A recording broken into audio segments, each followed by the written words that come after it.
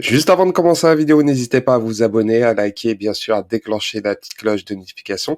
Vous pouvez me retrouver sur la plateforme Odyssée avec toutes mes vidéos et bien sûr gratuitement tout en cumulant du Libri sur la plateforme Odyssée.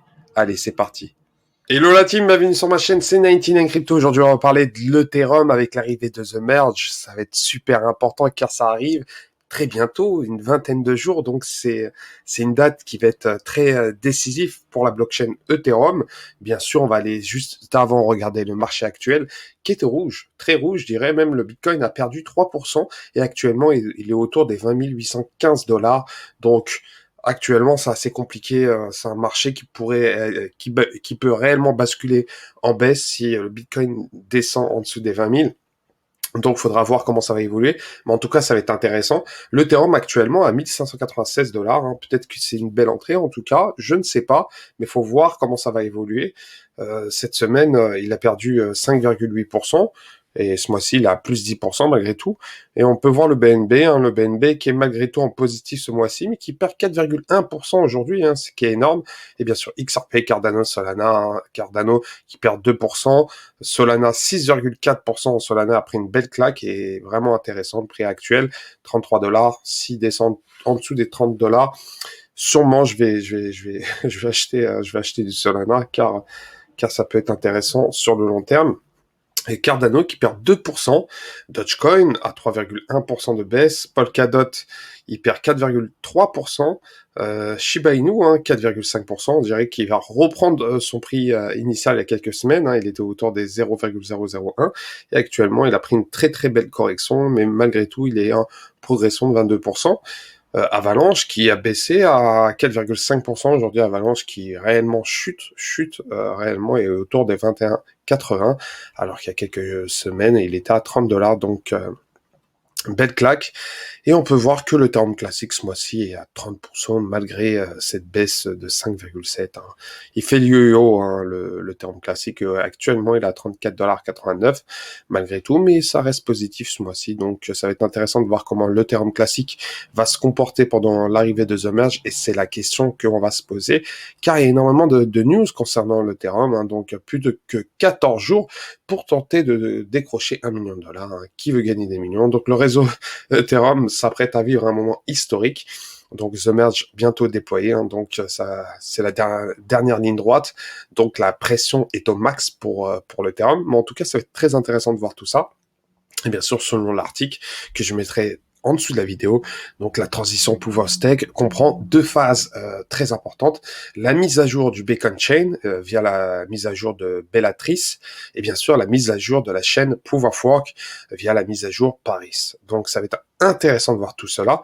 Donc la transition aura lieu lorsque la valeur Terminal Total Difficulty aura atteint, donc voilà, je vais pas citer le nom, mais on dirait c'est des 58 milliards, voilà, c'est du milliard de milliards, donc c'est énormément de chiffres à la chaîne sur le Proof of Work. Une fois cette valeur atteinte, le réseau Ethereum passera définitivement en Proof of Stake après environ 12 minutes. Donc 12 minutes qui vont être décisives pour le marché, surtout pour la blockchain Ethereum et bien sûr pour le marché toute la blockchain Ethereum, hein, tous les contrats, on va avoir tout ça en 12 minutes, donc ça va être extraordinaire.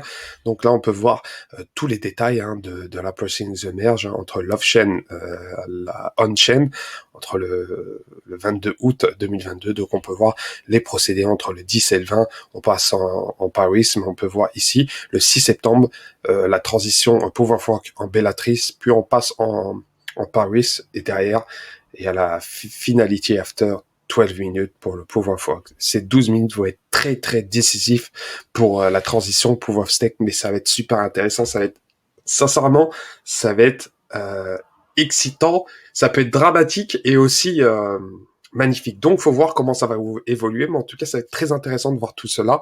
Et j'essaierai de faire des vidéos concernant le Ethereum parce que là, ça va être super intéressant de voir la transition en Proof of Stake. Et bien sûr, il y a beaucoup de choses. Hein. On a peur des bugs concernant les développeurs de l'Ethereum. Hein. Donc, il y a énormément de choses qui se posent. Hein. Il y a toujours dans le coin de la tête, est-ce que ça va se louper ou pas? Et bien sûr, il y a des gens rêveraient qui se loupent pour déjà pour certains mineurs, ce qui est tout à fait normal. Hein, il y en a, ils pensent à leur intérêt, mais en tout cas, ça peut être intéressant de voir l'évolution du Proof of Stake. Mais si l'Ethereum, la mise à jour, se fait correctement, ça pourrait être explosif hein, pour le prix de l'Ethereum. Et ça va être ça, surtout ça, qui va être intéressant dans les jours à venir, dans les semaines à venir. Donc, ça va être très très intéressant. Et bien sûr, cette transition historique, l'ensemble des développeurs sont sur le pied de guerre et bien sûr les clients d'Ethereum 2.0 ont atteint une version finale avant la grande transition. Donc l'ensemble des opérateurs de nœuds sont prêts d'effectuer les mises à jour nécessaires en amont pour que la transition se passe sans baisse de participation. Bien que la transition activement testée, nous ne sommes pas à l'abri d'un bug soit encore découvert. Donc ça va être très intéressant de voir tout ça. Et bien sûr la fondation Ethereum a décidé de mettre les bouchées doubles en matière de bug bounty. Donc, ils mettent le paquet pour éviter tout bug, tout problème pour l'arrivée de The Merge et ça va être primordial. Donc, très bonne nouvelle. Et bien sûr, les whales s'agitent et le marché pourrait basculer en hausse point de vue Ethereum.